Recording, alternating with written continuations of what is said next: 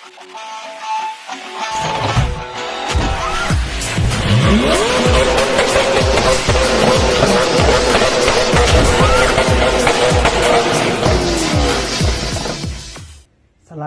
ውድ የቻናሌ ቤተሰቦች እንዴት ሰንብታችኋል?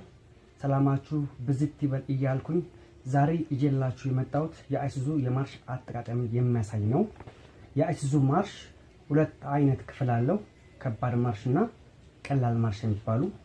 ከባድ ማርሽ የሚባለው የኋላ ማርሽ ወይም ሪቨርስ አንደኛ ማርሽ እና ሁለተኛ ማርሽ ሲሆኑ ከባድ ማርሽ የምናገኘው ጉልበት ነው። ከባድ ማርሽ ላይ የምናገኘው ጉልበት ነው። ሌላው ቀላል ማርሽ ነው። ቀላል ማርሽ የሚባለው ደግሞ ሶስተኛ፣ አራተኛ፣ አምስተኛ ማርሽ ሲሆኑ በእነዚህ በቀላል ማርሽ ላይ የምናገኘው ደግሞ ፍጥነት ነው። ቀጣይ ትምህርቱን በቪዲዮ እናያለን። እሺ ዛሬ የምናየው የአይሱዙ ማርሽ አጠቃቀምና የማርሽ አቅጣጫዎች ስንት ማርሽ እንዳለው እናያለን። የአይሱዙ 6 ማርሽ ያለው እስከ ኋላ ማርሽ፣ 5 ማርሽ፣ አንድ የኋላ ማርሽን ጨምሮ ማለት ነው። ስለዚህ የማርሹ አቀማመጣቸውና አቅጣጫዎች እናያለን። ከባድ ማርሽ እና ቀላል ማርሽ ብለን በሁለት እንከፍለዋለን። ቀላል ማርሽ የምንለው አንደኛ ማርሽ፣ ሁለተኛ ማርሽ እና የኋላ ማርሽ ከባድ ማርሽ ብለን እንጠራቸዋለን። 3፣ 4፣ 5 ደግሞ ቀላል ማርሽ ወይም የፍጥነት ማርሽ ብለን እንጠራቸዋለን።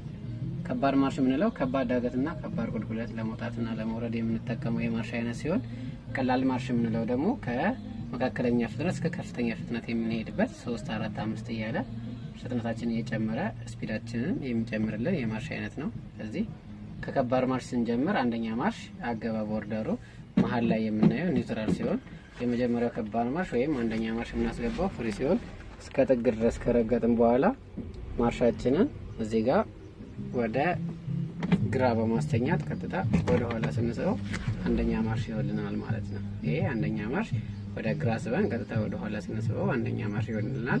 ሁለተኛ ማርሽ ለማስገባን ስንፈልግ መጀመሪያ ቀጥታ ወደፊት ከገፋ ነው በኋላ ቀጥታ ወደፊት ስናስተኛው ሁለተኛ ማርሽ ይሆንልናል ማለት ነው። ያንን ስናደርግ ፍሬ ሲሆን እንግዲህ እግራችን እስከ ጥግ ድረስ መረገጥ አለበት። አንዴ ስንስበው መሀል ላይ ሲሆን 0 ይሆናል ማለት ነው። ሌላኛው ከባድ ማርሽ አይነት የኋላ ማርሽ ወይም ሪቨርስ ሲሆን አር ላይ ለማስገባት መጀመሪያ ልክ ወደ አንደኛ ማርሽ እንደምናስገባበት አቅጣጫ ወደ ግራ ካስተኛን በኋላ ቀጥታ ወደፊት ስንገፋው ያስተኛነው ሳንለቅ የኋላ ማርሽ ይሆናል ማለት ነው። የኋላ ማርሽ ይገባልናል። ሪቨርስ ገባ መኪናው ወደ ኋላ መሄድ የሚችልበት የማርሽ አይነት ነው ማለት ነው። ቀጥታ ከኋላ ማርሽ ላይ ስንስበው መሀል ላይ ሲመጣ ኒውትራል ይመጣል ማለት ነው። ራሱ ነው የሚመልሰው። ለማስገባት ብቻ ነው የምናስተኛው። ስንስብ ስናወጣ ማርሹን አንዴ ስንስበው ራሱ መሀል ላይ ኒውትራል ላይ የሚመጣው ማለት ነው። ስለዚህ አንደኛ ማርሽ ለማስገባን ስንፈልግ ቀጥታ ወደ ግራ ስበን ወደ ኋላ እናደርገዋለን። ፊት ለፊት ስንገፋው ኒውትራል 0 ይሆናል። ቀጥታ ወደፊት 2 ይሆናል። ወደ ኋላ ስንስበው መሀል ላይ ሲሆን 0 ይሆናል። ቀጥታ ወደ ኋላ 3 ማርሽ ይሆናል። ሶስተኛ ማርሽ ማለት ቀላል ማርሽ የምንለው ማርሽ የሚጀምርበት ሶስተኛ ማርሽ ላይ ነው። ቀላል ማርሽ የምንለው ሶስተኛ ማርሽ ነው። ቀጥታ ስበን ወደ ኋላ ስናስተኛው 3 ይሆናል። ወደፊት ስንገፋው መሀል ላይ ሲሆን 0 ይሆናል። ቀጣዩ ያለው አራተኛ ማርሽ ለማስገባት ስንፈልግ መጀመሪያ ወደ ቀኝ ካስተኛን በኋላ ያስተኛነውን ሳንለቅ ወደፊት ስንገፋው አራተኛ ማርሽ ይሆንልናል ማለት ነው።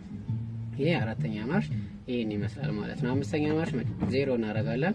ከዛ በኋላ በዛው ወደ አራተኛ ማርሽ አቅጣጫ ወደ ቀኝ ካስተኛን በኋላ ወደ ኋላ ስንስበው ያስተኛነውን ሳንለቅ አምስተኛ ማርሽ ይሆንልናል ማለት ነው።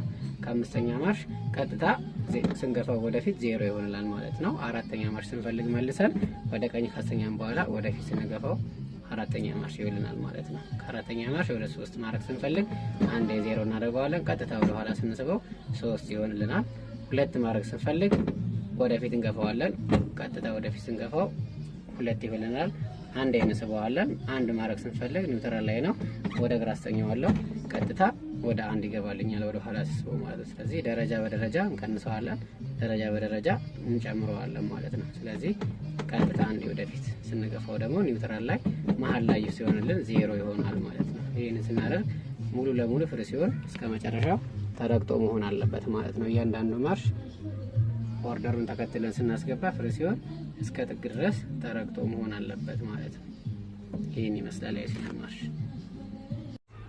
5 ማርሽ አለው። የኋላ ማርሽ አለው 1 2 3 4 5 መሃሏ እቺ 0ዋ ኤን ናት፣ ኒውትራል ናት። ወደ ቀኝና ወደ ግራ የሚሄደው ዜሮ ፓርት ነው የኒውትራል ፓርት ነው ማለት ነው። ስለዚህ ፍርሲዮን በደንብ ከረገጥን በኋላ ወደ ራሴ ወደ ግራ ስቤ ወደ ኋላ ስስበው አንደኛ ማርሽ ይሆናል ማለት ነው። ከዛ ሁለተኛ ማርሽ ተፈልግ አንድ ይገፋዋለሁ መሃል ላይ ዜሮ ይሆናል። ቀጥታ ወደፊት 2 ይሆናል። ከዛ በኋላ አንድ ወደ ኋላ ስስብ ዜሮ ይሆናል። ቀጥታ ወደ ኋላ ሶስተኛ ማርሽ ቀጥታ ወደፊት ስገፋው ዜሮ ይሆናል ኒውትራል። ከዛ አራተኛ ማርሽ ወደ ቀኝ አስተኝቼ ወደፊት ስገፋው አራተኛ ማርሽ ይሆናል።